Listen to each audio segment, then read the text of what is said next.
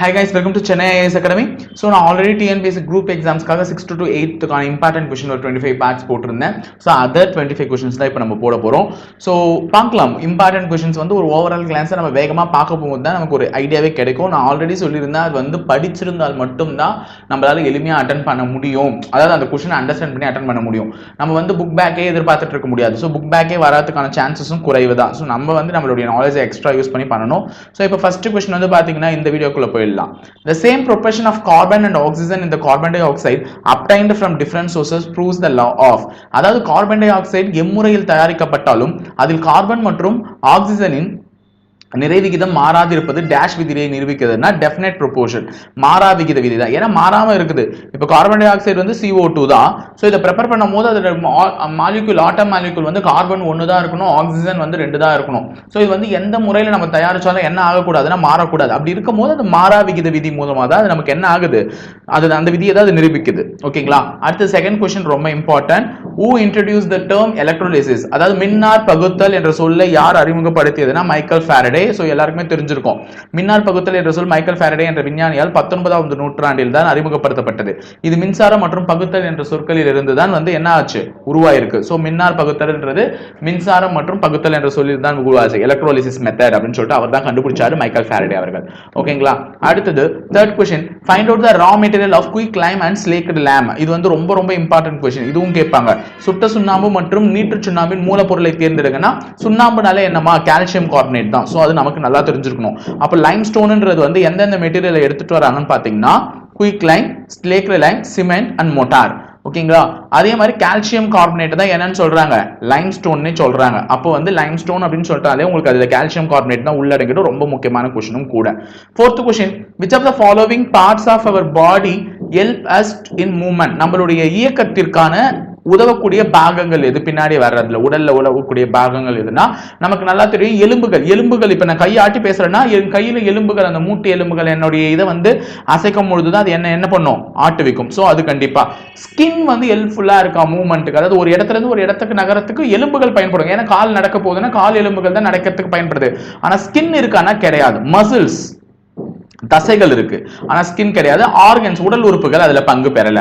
So answer வந்து 1 and 3 மட்டும் தாங்க. ஓகேங்களா? 5th क्वेश्चन போயிடலாம். கன்சிடர் தி ஃபாலோவிங் ஸ்டேட்மெண்ட்ஸ் னு சொல்லிருக்காங்க. இந்த மாதிரி அசர்ஷன், கூற்று மற்றும் காரணம் வந்து நிறைய பேருக்கு கஷ்டமா இருக்கிற மாதிரி சொல்லிருக்கீங்க. ஆனா இது மாதிரி தான் क्वेश्चंस வந்து வைப்பாங்களே. சோ நம்ம அதை வந்து புரிஞ்சுக்கணும். நான் இங்க தமிழ்லயே உங்களுக்கு படிச்சு காமிக்கிறேன். சுவாசத்தின் போது உருவாகும் கார்பன் டை ஆக்சைடு ரத்தத்தில் கலந்து நுரையீரல்கள் மூலம் வெளியேற்றப்படுகிறதுனா, ஆமா, நம்ம சுவாசிக்கும் போது வெறும் ஆக்சிஜனை மட்டுமே உள்ளிழுக்கிறது இல்ல, கார்பன் டை ஆக்சைடும் உள்ளிழுத்தாலும் அது வந்து என்ன ஆகுது, நுரையீரல்கள் மூலம் வெளியேற்றப்படுகிறது. சோ அப்போ அந்த ஸ்டேட்மெண்ட் வந்து காரணம் வந்து கூற்று வந்து கண்டிப்பா கரெக்டான ஒரு கூற்று தான். சோ சுவாசத்தின் போது நாம் உள்ளிழுக்கும் மற்றும் வெளிவிடும் கார்பன் டை ஆக்சைடின் அளவு சமமாக அளவு உள்ளதுன்னா கண்டிப்பா கிடையாது. சோ நம்ம எங்க கார்பன் டை ஆக்சைடு வெளியிடுறோம், ஆனா அது அதிக அளவுல தான் வெளியாகும் உள்ளிழுக்கிறத விட கம்பேர் பண்ணும்போது. ஏன்னா உள்ளிழுக்கும் போது நம்ம ஆக்சிஜனை தான் என்ன பண்ணுவோம், அதிக அளவு இழுப்போம். சோ அதனால வந்து அது தவறு தான். சோ ஆன்சர் வந்து இங்கே சொல்லிருக்காங்க பாரு, inhaled கார்பன் டை ஆக்சைடு வந்து 0.03% தான். பிகாஸ் அட்மாஸ்பியர், வளிமண்டலத்தில் பிரசன்ட் ஆயிருக்கக்கூடிய கார்பன் டை ஆக்சைடு அளவு மிகவும் குறைவு. அதனால தான் நம்ம வந்து உயிர் வாழ்றோம். அதிகமான கார்பன் டை ஆக்சைடு இழுக்கும் போது நமக்கே மூச்சு திணறல் ஏற்பட்டு இறக்கக்கூடிய வாய்ப்புகளும் ஏற்படும். எக்ஸைல்ட் ஹேர் வந்து பாருங்க 4% இருக்கு. ஓகேங்களா? சோ அது நல்லா ஞாபகம் வச்சுக்கோங்க. அடுத்தது கன்சிடர் தி ஃபாலோவிங் ஸ்டேட்மெண்ட் அப்படின்னு சொல்லியிருக்காங்க. சோ என்ன அப்படின்னு பாத்தீங்கன்னா அதுல வந்து எது இன்கரெக்ட், தவறானது, அதாவது 3 ஸ்டேட்மெண்ட் கொடுத்திருக்கேன், படிச்சுட்டு எது தவறானதுன்னு சொல்லியிருக்காங்க. கண்ணாடியானது silica, calcium carbonate, sodium carbonate ஆகிய வேதிப்பொருட்கள் ஆனதுன்னா எஸ் கரெக்ட். இது வந்து கரெக்ட். கண்ணாடி வேகமாக குளிர செய்தால் அது ஒளியை ஊடுருவ செய்தானா எஸ். அதுல வந்து முலாம் பூசணும்ல, கண்ணாடிக்கு பின்னாடி வந்து ஒரு மோல்டன் கிளாஸ் வச்சு முலாம் பூசி இருப்போம். அது வந்து எளிமையா நம்ம வேகமா பண்ணோம்னா அது வந்து அந்த லைட் என்ன பண்ணாதா, எதிரொலிக்கவே செய்யாது, ஊடுருவும் செய்யாது. அப்ப இது வந்து சாரி, இது தவறான ஸ்டேட்மெண்ட். ஆக்சுவலா வந்து வேகமா குளிர செய்தால் அது ஒளியையும் ஊடுருவ செய்யும். எப்பவுமே கண்ணாடி அதோடைய பண்பை இழக்காது. கண்ணாடியை மெதுவாக குளிர செய்தால் அது நொறுங்கும் தன்மையை பெற்று எளிதில் உடைந்து விடுவோம்னா இதுவும் தவறான ஸ்டேட்மெண்ட் தான். ஸோ ஆன்சர் வந்து 2 மற்றும் 3 தான் தவறானவை. ஓகேங்களா? அதற்கான எக்ஸ்பிளனேஷன் தான் இந்த இடத்துல கொடுத்துருக்கோம். இதை ஒரு முறை ஸ்கிரீன்ஷாட் எடுத்து வச்சுக்கோங்க, வீடியோ பாஸ் பண்ணிட்டு. பிகாஸ் உங்களுக்கு படிக்கிறதுக்கு கொஞ்சம் ஈஸியா இருக்கும். ஓகேங்களா?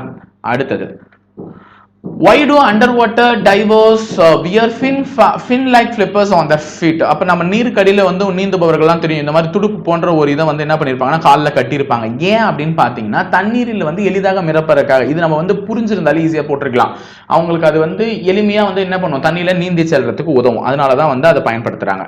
அடுத்து 8th question, which place first government approved Indian cement factory was started? இதெல்லாம் கூட கேட்கறதுக்கான வாய்ப்புகள் இருக்கு. சோ குஜராத்ல உள்ள போர்பந்தர், காந்தி பிறந்த இடத்துல தாங்க ஃபர்ஸ்ட் என்ன ஆரம்பிச்சாங்க அப்படின்னு பாத்தீங்கன்னா இந்தியன் சிமெண்ட் ஃபேக்டரி. ஃபர்ஸ்ட் கவர்மெண்டால அங்கீகரிக்கப்பட்ட ஒரு இந்தியன் சிமெண்ட் ஃபேக்டரி வந்து ஆரம்பிக்கப்பட்டது. எந்த வருடம் அப்படின்னு பாத்தீங்கன்னா 1914 வருடம். அதையும் ஞாபகம் வச்சுக்கோங்க. அடுத்தது 9th question, find out the exothermic process. exothermic அப்படின்னு பாத்தீங்கன்னா வெப்ப உமிழ்வினை. அதை வந்து எது அப்படின்னு சொல்லிட்டு அதை தேர்ந்தெடுக்க சொல்லியிருக்காங்க. சோ வெப்ப உமிழ்வினையை தேர்ந்தெடுத்துக்க அப்படின்னு சொன்னாங்கன்னா dissolution of detergent, தூய்மையாக்கியை நீரில் கரைத்தல். அதாவது நம்ம வீட்டுல வந்து என்ன சொல்றோம், தண்ணி ஊத்தி வச்சுட்டு சோப் பவுடர் போட்டு கரைப்போம்ல, அதுதான் வந்து டிசொல்யூஷன் ஆஃப் டிடர்ஜென்ட். அதுதான் வந்து ஒரு எக்ஸோதெர்மிக் ப்ராசஸ்க்கான பெஸ்ட் எக்ஸாம்பிள். சோ இந்த இடத்துல சொல்லியிருக்காங்க பாரு, என்னென்ன எண்டோதெர்மிக் ப்ராசஸ்க்கு என்னென்ன எக்ஸோதெர்மிக் ப்ராசஸ்க்கு. So changes in which heat is absorbed are called endothermic. அதாவது வந்து வெப்ப ஏற்பு வினை அப்படின்னு சொன்னாங்கன்னா வெப்ப கொள்வினைன்னு சொல்லுவாங்க, அது எண்டோதெர்மிக்க. எக்ஸோதெர்மிக்க வெப்ப உமிழ்வினைன்னு சொல்லுவாங்க. அதுக்கான எக்ஸாம்பிள் தான் கொடுத்துருக்கோம். சோ இது வந்து ஒரு ஸ்கிரீன்ஷாட் எடுத்து வச்சுக்கோங்க. அப்படியே ஸ்கிரீன்ஷாட் எடுத்து வச்சுட்டு படிச்சுட்டு உங்களுக்கு ஈஸியா இருக்கும். ஓகேங்களா? அடுத்தது, which one of the following categories of vertebrate trait are correctly numbered? அதாவது முதுகெலும்புகளின் பின்வரும் வகைகளில் எதற்கு சரியான எண்ணிக்கை உள்ளதுன்னு சொல்லியிருக்காங்க.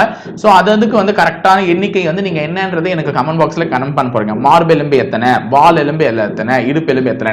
இங்க வந்து கரெக்டா பொருந்தி இருக்கிறது எது அப்படின்னு பாத்தீங்கன்னா கழுத்தெலும்பு மட்டும் தான். ஏன்னா கழுத்தெலும்பு தான் கரெக்டா எத்தனை இருக்கும்னு பாத்தீங்கன்னா 7. செர்விக்கல் அப்படின்னு சொல்லிட்டு சொல்லுவாங்க. அந்த செர்விக்கல் எலும்பு தான் எத்தனை இருக்கும், கரெக்டா 7 இருக்கு. மற்றது எல்லாமே ராங்லி மேட்ச்ட் அப்படின்னு சொல்றேன். So 11th question வந்து பாத்தீங்கன்னா which of the following is responsible for the formation of rotten eggs developed a bad smell? அதாவது வந்து உங்களுக்கு தெரியும் முட்டை வந்து அழுகுச்சுனா அது வந்து கெட்ட முட்டை. நார்மலாவே சில பேருக்கு வந்து ஐயோ கெட்ட நாத்தம் அடிக்குதுன்னு சொல்லுவாங்க. ஆனா வந்து அது அழுகி போயிடுச்சுன்னா இன்னும் துர்நாற்றம் ஏற்படும். அது எதன் காரணமாக அமைகிறது அப்படின்னு பாத்தீங்கன்னா ஹைட்ரஜன் சல்பைடு அப்படின்னு சொல்றதுனால தான். சோ இதுவும் வந்து கேள்வியில கேட்பாங்க. நமக்கு அந்த கேஸ் நேம் ஞாபகம் இருந்துச்சுன்னா எளிமையா நம்மளால என்ன பண்ண முடியும், ஆன்சர் பண்ண முடியும். சோ அதற்கான விளக்கம் தான் இந்த இடத்துல கொடுத்திருக்கோம். ஸ்கிரீன்ஷாட் எடுத்து வச்சுக்கோங்க. முட்டைகள் அழுகும் போது ஹைட்ரஜன் சல்பைடு வாயு உருவாவதால் தான் அதில் வந்து என்ன ஆகுது, துர்நாற்றமே வீசுகிறது.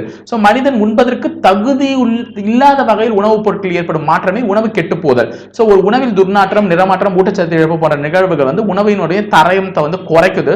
சோ முட்டை அழுகு போறதுக்கான முக்கிய காரணம் வந்து ஹைட்ரஜன் சல்பைடு உருவாவதுனால தான் அப்படின்னு சொல்லியிருக்காங்க. So 12th question ஒரு important question தான். Find out the elements used as a catalyst in Haber's process. So இது எல்லாருக்குமே தெரியும். ஹேபர் முறையில் அமோனியா வந்து நம்ம தயாரிக்கிறோம். இதுவும் தெரிஞ்சுக்கணும். ஹேபர் முறையில் நீங்க தயாரிக்கக்கூடியது என்னன்னு பாத்தீங்கன்னா அமோனியா. அப்ப கேப்ப அமோனியம் தயாரிக்கிறதுக்கு எந்த முறை பயன்படுதுன்னு சொல்லிட்டு கேட்டாங்கன்னா அதுக்கு ஏபர் முறையும் ஒரு ஆன்சர் தான். சோ ஏபர் முறையில் அமோனியா தயாரித்தலின் வினைவேக மாற்றியாக செயல்படும் தனிமத்தை தேர்ந்தெடுக்க அப்படின்னு சொன்னாங்கன்னா சோ அங்க வந்து நமக்கு ஒரு கேட்டலிஸ்டா எது பயன்படுதுன்னா இரும்பு தான். சோ ஏபர் முறை என்பது அமோனியா தயாரிக்க பயன்படுகிறது. இந்த முறையில் இரும்பு வினைவேக மாற்றியாகவும் மாலிப்டினம் உயர்த்தியாகவும் செயல்படுகிறது. ஓகேங்களா? மாலிப்டினம் வந்து எதுவா செயல்படுதுன்னு பாத்தீங்கன்னா ப்ரோமோட்டர்ஸ். ஓகேங்களா? இங்கிலீஷ்ல வந்து பாத்தீங்கன்னா promoters. Next 13th question, androgen. அன்னைக்கு வந்து அசோட்னா என்னன்னு கேட்டிருந்தேன். அதுக்கான என்னன்றத படிச்சிருப்பீங்க போன இதுல. இந்த முறை androgen production is regulated by. Androgen உற்பத்தி டேஷால் ஒழுங்குபடுத்தப்படுகிறது அப்படின்னு பாத்தீங்கன்னா LH ஹார்மோன்கள் சுரப்பதினால் மட்டும் தான் ஆண்ட்ரஜனுடைய உற்பத்தி என்ன பண்ணப்படுகிறது, ஒழுங்குபடுத்தப்படுகிறது. சோ 14th question வந்து என்ன அப்படின்னு பாத்தீங்கன்னா ஒரு காம்பவுண்ட் கொடுத்திருக்கேன், அதோட யூசஸ் கொடுத்திருக்கேன்.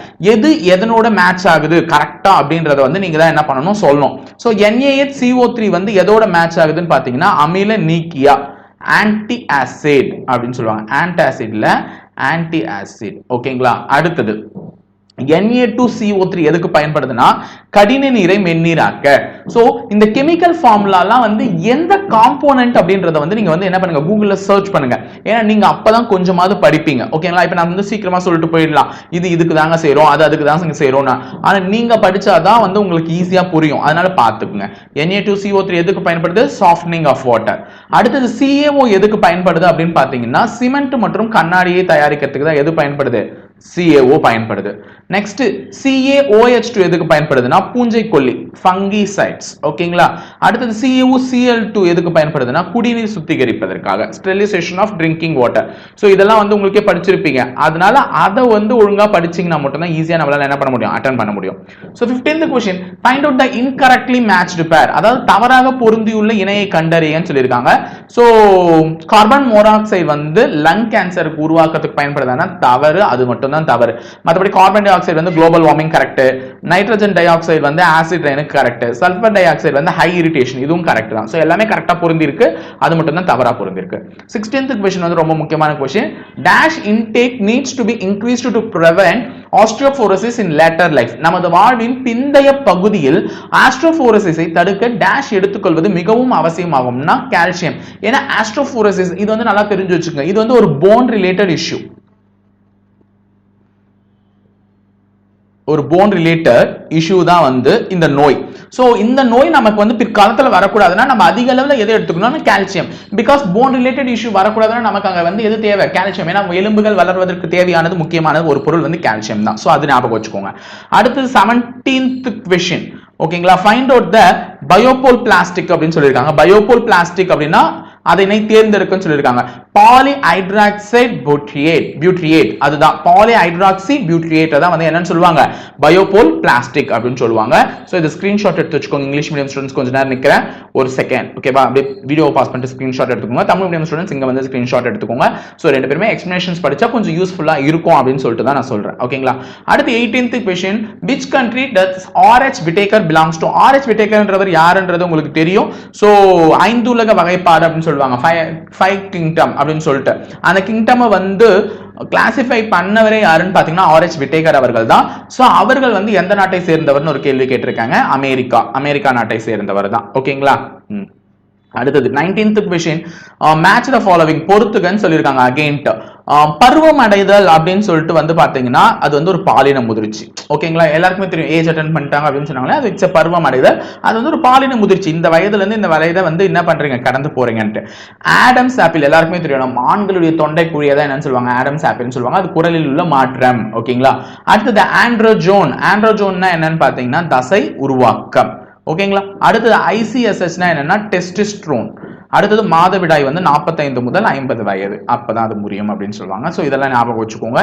அடுத்தது 20வது கேள்வி வந்து பாத்தீங்கன்னா, find out the fast growing plants during active growth phase. அதாவது ஒரு பயிரோ அல்லது ஏதோ ஒண்ணு வந்து வளரக்கூடிய போது அது ஒரு வளரும் நிலையை அடையும். அதாவது வந்து நீங்க பாப்பீங்க, இப்ப வச்ச செடி வந்து என்னடா கொஞ்சமா வளருது, நெற்பயிர் வைக்கிறீங்கன்னு கொஞ்சமா வளருது. ஆனா நீங்க ஒரு சடனா ஒரு 5 வாரம் இல்ல 2 வாரமே அப்படி பாத்தீங்கன்னா டக்குன்னு அதனுடைய வளர்ச்சி அதிகமா இருக்கும். ஏன்னா அதுதான் அதனுடைய ஆக்டிவ் growth phase. அந்த நேரத்துல தான் அதோடைய அந்த பருவநிலையில தான் அது வேகமாக வளரக்கூடும். அந்த மாதிரியான எது வந்து வேகமா வளரும் அப்படின்னு பாத்தீங்கன்னா அதோட ஆக்டிவ் growth phaseல வேகமா வளரக்கூடியது வந்து பாத்தீங்கன்னா மூங்கில், பேம்பு அப்படின்னு சொல்ற மூங்கில் தான் அதிகமா வளரும். சோ வெச்சு ஒரு சாதாரண இதுதான், ஆனா பார்த்தா வேகமா வளர்ந்து நிற்கும். அதுக்கு அடுத்தது 21வது கேள்வி வந்து என்ன அப்படின்னு பாத்தீங்கன்னா, சரியாக பொருந்தியுள்ள இணையை கண்டறிய சொல்றாங்க. சோ ஒட்டுண்ணி பக்ஷினியா, பாராசைட்ஸ்னா பக்ஷினியாவானா எஸ் இட்ஸ் ட்ரூ. அண்ட் சாருண்ணிகள் சாப்ரோபைட்ஸ் அப்படின்னு சொன்னா ரைசோபஸ், அதுவும் ட்ரூ. கூட்டுயிர்கள் சிம்பியான்ஸ் அப்படின்னா மைக்கோரைசா, ட்ரூ. அப்ப எல்லாமே கரெக்டா தான் பொருந்தி இருக்கு. சோ அதற்கான எக்ஸ்பிளனேஷன்ஸ் தான் இங்க கொடுத்திருக்கேன். இத வந்து நீங்க வந்து ஒரு ஸ்கிரீன்ஷாட் எடுத்துக்கோங்க. அப்படி ஓகேங்களா? அப்படியே வீடியோ பாஸ் பண்ற ஸ்கிரீன்ஷாட் எடுத்துக்கோங்க டக்குன்னு. அடுத்தது 22, which toolbar is used for drawing and editing controls in Tux Paint software அப்படின்னு சொல்லிட்டாங்கன்னா, சோ இது ஒரு கம்ப்யூட்டர் ரிலேட்டட் क्वेश्चन. Tux Paintல வந்து மென்பொருளில் வரையவும் திருத்தங்கள் செய்யவும் எந்த கருவிப்பட்டை டூல்பார் பயன்படுதுன்னா இடப்பக்க கருவிப்பட்டை, லெஃப்ட் சைடுல உள்ள டூல்பார்ல தான் வந்து அது வந்து யூஸ் பண்ணுவாங்க Tux Paint சாஃப்ட்வேர்ல. நெக்ஸ்ட் 20th, அது ஒரு புக் பேக் क्वेश्चனும் கூட. அடுத்தது 23rd question, find out the fungi which causes extraordinary lightness and hovering sensation to youth. எந்த பூஞ்சை இளைஞர்களுக்கு உண்மைக்கும் புறம்பான லேசானதை போன்ற வானில் பறக்கும் பிரமையை ஏற்படுத்தி பெரும் பாதிப்பை தருகிறது அப்படின்னு பாத்தீங்கன்னா கிளாவிசெப்ஸ் பர்ஃபுரியா. சோ என்னன்றது வந்து கொஞ்சம் படிங்க. இந்த இடத்துல சொல்லுவாங்க பகற்கனவு பூஞ்சைகள், அதாவது நம்ம கனவு காணும் போது அப்படியே இன்னும் மிதக்கிற மாதிரி இருக்கும். சோ அந்த மாதிரி உளவு பூஞ்சை ஏமாற்றத்தால் பாதிக்கப்பட்ட இளைஞர்களுக்கு உண்மைக்கு புறம்பான லேசானதை போன்ற வானில் பறக்கும் மாயை ஏற்படுத்தி பெரும் பாதிப்பை தருகிறது அப்படின்னு சொல்லிட்டு சொல்றாங்க. அடுத்தது 24th question, find out the pathogen which causes a red rot of sugar cane. கரும்பு சிவப்பு அழுகல் நோயின்றது தெரியும். கரும்புல வந்து பாத்தீங்கன்னா சிவப்பு கலர்ல ஒரு வரும், அதுவும் ஒரு கிருமினால தான் வராது. சோ அதற்கான காரணமான ஒரு மூலத்தை தேர்ந்தெடுக்க சொல்றாங்க. அது என்னன்னு பாத்தீங்கன்னா கோலிட்ரேக்ரைம் ஃபல்கேட்டம். ஓகேங்களா, கொலிடாக்ரைம் ஃபல்கேட்டம். சோ அதுதான் வந்து இந்த இடத்துல கொடுத்திருப்பாங்க. சோ இந்த இடத்துல ஒரு பேத்தோஜன் எதுக்கானது, ஓகேங்களா, அந்த மூலம் வந்து சொல்லியிருக்காங்க. அந்த பேத்தோஜன் இந்த இடத்துல இந்த டேபிளேஷனை மனப்பாடம் பண்ணி வச்சுக்கோங்க. ஏன்னா பருத்தியில் ஏற்படக்கூடிய ஒரு வில்ட் நோய், அதே மாதிரி வேர்க்கடையில் இருக்கக்கூடிய டிக்கா நோய், கரும்பின் சிவப்பழுகல் நோய், நெல்லின் சிவப்பு பிளாட் நோய், முள்ளங்கியின் வெண்புலி நோய், இது எல்லாத்துக்குமே காரணமான அந்த ஒரு நுண்ணுயிர் எது, அந்த பேத்தோஜன் எதுன்றதை தான் இந்த இடத்துல கொடுத்துருக்கோம். ஸோ இது ஒரு ஸ்கிரீன்ஷாட் எடுத்து வச்சுக்கிட்டீங்கன்னா உங்களுக்கு யூஸ்ஃபுல்லா இருக்கும் படிக்கிறதுக்கு. Last 25th question, in TeXmacs space caret option is used for. டக்ஸ்மேக்ஸில் ஸ்பேஸ் கேரட் என்பது எதற்காக பயன்படுகிறது அப்படின்னு பார்த்தீங்கன்னா எளிய கூட்டல், சிம்பிள் அடிஷனுக்காக அது வந்து பயன்படுத்துறாங்க. ஸோ இது ஒரு புக் பேக் கொஸ்டின். ஸோ படிச்சிருப்பீங்கன்னு நினைக்கிறேன். ஸோ இந்த 25 கொஸ்டின்ஸ் கொஞ்சம் இம்பார்ட்டன்ட்டா முடிஞ்சிருக்கும்னு நினைக்கிறேன். ஸோ அடுத்த 25 கொஸ்டின்ஸ்க்காக வெயிட் பண்ணிட்டே இருங்க. அடுத்த வீடியோவில் வந்து பார்க்கலாம். பாய், தேங்க்யூ.